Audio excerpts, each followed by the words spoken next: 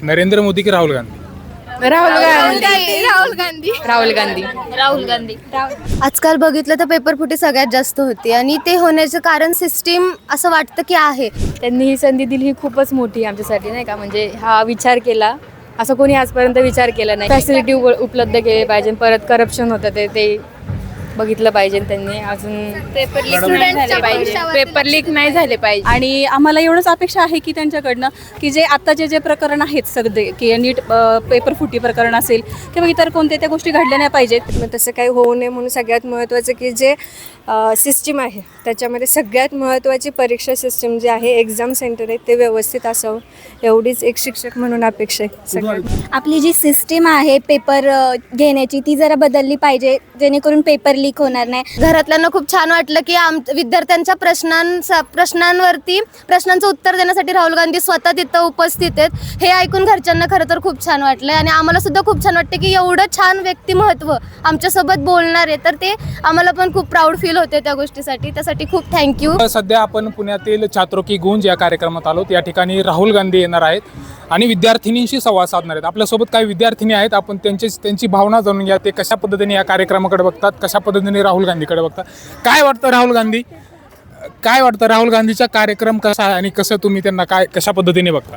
त्यांनी ही संधी दिली ही खूपच मोठी आमच्यासाठी नाही का. म्हणजे हा विचार केला असं कोणी आजपर्यंत विचार केला नाही की लेडीजने एकत्र यावे म्हणजे लेवलला काम करावे असं म्हणून.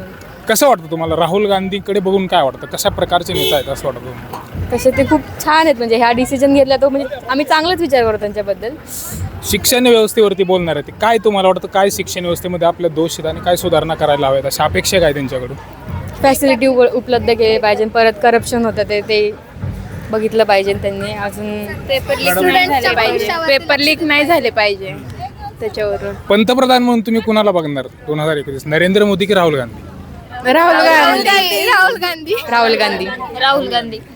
काय मॅडम कशा पद्धतीने कार्यक्रम तुम्ही हे सगळं नियोजन केलं आणि काय तुमची अपेक्षा आहे राहुल गांधी? नियोजन म्हणजे तर आम्हाला सगळ्यांना इथं आम्ही त्यांना सपोर्ट करण्यासाठी आलो आहे की त्यांनी यूथसाठी एवढा मोठा निर्णय घेतला आणि स्पेशली महिलांसाठी सावित्रीच्या लेकींसाठी त्यांनी आज आम्हाला इथं बोलवलेलं आहे. आणि आम्हाला एवढंच अपेक्षा आहे की त्यांच्याकडनं की जे आत्ताचे जे प्रकरण आहेत सगळे की नीट पेपर फुटी प्रकरण असेल किंवा इतर कोणत्या त्या गोष्टी घडल्या नाही पाहिजेत.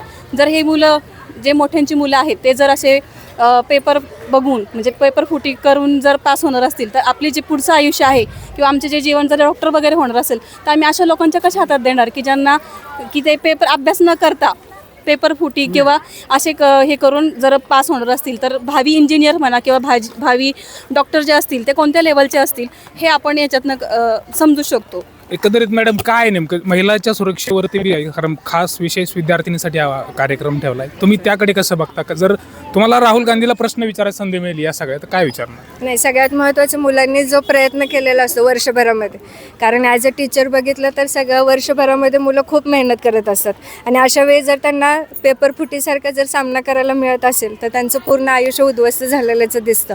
बऱ्यापैकी आम्हाला असे पण दिसतात की नर्वसनेसमध्ये गेलेली मुलंसुद्धा आम्ही बघितलेले आहेत. मग तसं काही होऊ नये म्हणून सगळ्यात महत्त्वाचं की जे सिस्टीम आहे त्याच्यामध्ये सगळ्यात महत्त्वाची परीक्षा सिस्टीम जी आहे एक्झाम सेंटर आहे ते व्यवस्थित असावं एवढीच एक शिक्षक म्हणून अपेक्षा आहे सगळ्यात. कुठून आलात? धायरीमधून आले. धायरी पुणे. जवळजवळ आमच्या इथं 200 विद्यार्थिनी आलेले आहेत सगळे. मग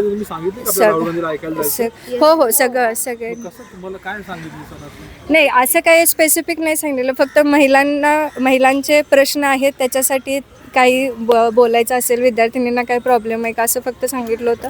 त्यानुसार आम्ही आलो. काय तुम्हाला काय वाटतं? काय बोला पेपर फुटी वगैरे हे प्रकार घडतात याबद्दल काय सांगा? त्याच्याबद्दल मी तेच सांगेल की आता जे बाकीच्यांसोबत जसं घडलं तसं पुढच्यांसोबत नको घडायला म्हणून त्यांनी जे केलं आमच्यासाठी तेच चांगलं. तुम्हाला काय वाटतं? तेच की सर्वांचं तेच म्हणणे पेपर लीक हे झालं नाही पाहिजे त्यामुळे दुसऱ्यांचं आयुष्यावर परिणाम होतो. आपली जी सिस्टीम आहे पेपर घेण्याची ती जरा बदलली पाहिजे जेणेकरून पेपर लीक होणार नाही. आणि स्त्रीलासुद्धा शिक्षणाचा अधिकार वगैरे मिळाला पाहिजे. स्त्री पुरुष या दोघांमध्ये समानता राखली पाहिजे. आजकाल बघितलं तर पेपरफुटी सगळ्यात जास्त होती आणि ते होण्याचं कारण सिस्टीम असं वाटतं की आहे. पेपरफुटी वर्षभर जे विद्यार्थी आम्ही अभ्यास करतो ते जर का असं पेपर एका फुटीनंतर जर का आम्हाला म्हणजे एवढा अभ्यास करून पण जर का आम्हाला परत एक्झाम द्यावी लागत असेल आणि परत वेळ थोडासा हे होत असेल तर ती पेपर फुटी झाली नाही पाहिजे आणि त्या गोष्टीवरती सगळ्यात जास्त लक्ष दिलं पाहिजे. कारण पोरं मेहनत घेतात म्हणजे ते स्वतःचं आयुष्य पणाला लावत आहेत त्या गोष्टीसाठी.